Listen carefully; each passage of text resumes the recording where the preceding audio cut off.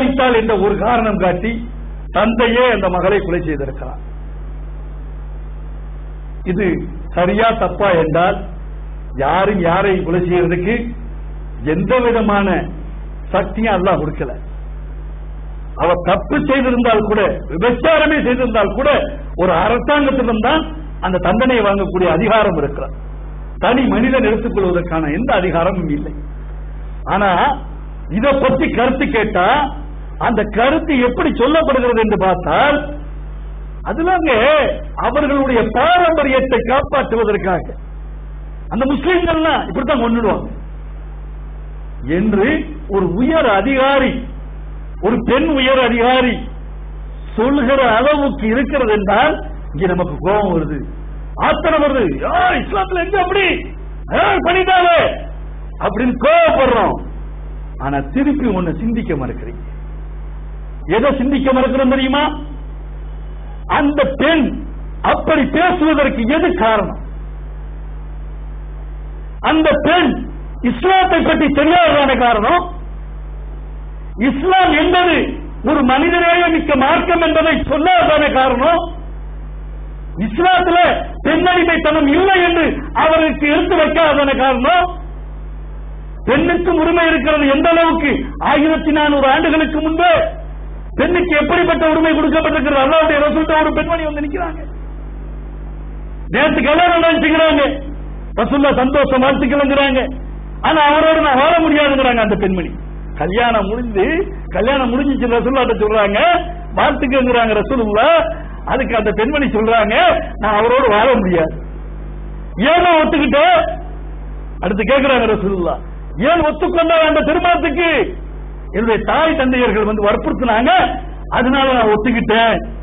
அந்த பெண்மணி சொல்றாங்க, இப்ப உன்னால் வாழ முடியுமா முடியாதா? முடியாது. தெரிந்துகொள்,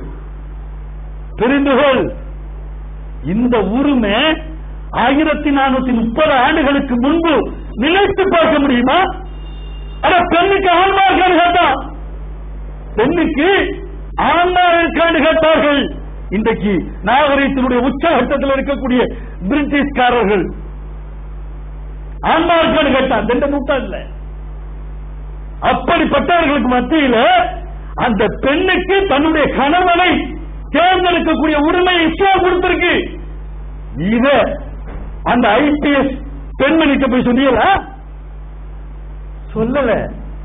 சொல்லாம குதிச்சா, சொல்லாம ஆர்ப்பாட்டம் நடத்துவோம், தப்பில்ல. கன்னடத்தை தெரிவிப்போம், தப்பில்ல.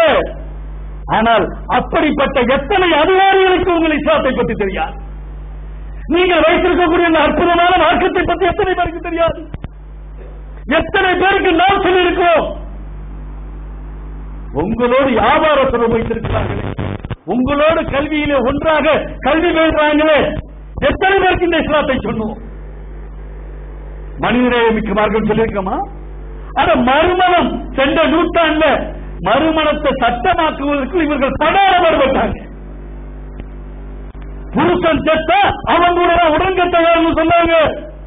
ஆனா 1400 ஆண்டுகளுக்கு முன்பு புருஷன் செத்துட்டானா நல்லபடியா 4 மாசம் 10 நாளைக்கு அப்புறம் நீ இன்னொரு கணவனை தேர்ந்தெடுத்துக்கொள் சொன்ன மார்க்கம் இஸ்லாம். சொத்துரிமை சென்ற கலைஞருடைய ஆட்சியில் தான் சொத்துரிமை பெண்களுக்கு வந்தது. ஆனா அந்த பெண்களுக்கு சொத்திலே உரிமை இருக்கிறது என்ற உரிமையை கொடுத்த மார்க்கம் இஸ்லாம் இல்லையா? இதை போய் சொன்னமா? பெண்களை ஆடுகளையும் மாடுகளையும் போய் விட்டுக் கொண்டிருந்த நேரத்தில் பெண்களுக்கு உரிமை இருக்கிறது. நீ திருமணமாகி செல்ல வேண்டும் என்றால் கூட உனக்கு மகர் தொகையை வாங்கு, எவ்வளவு வேண்டுமானாலும் கேள் என்று சொன்ன மார்க்கம் இஸ்லாம். இதை போய் சொல்லியிருக்கிறோமா? சொன்னோம்னா இப்படிப்பட்ட கேலி கூத்துக்கள் நடக்காது. இது நமக்கு எச்சரிக்கை, ஒரு எச்சரிக்கை. சினிமா விளம்பரம் வருது. எப்படி வருது? முகமது நபிக்கு மக்கா, இன்னொருத்தருக்கு பக்கா. என்னடா இது? சினிமா விளம்பரம் போட்டு விட்டார்கள், குடிக்கிறோம்.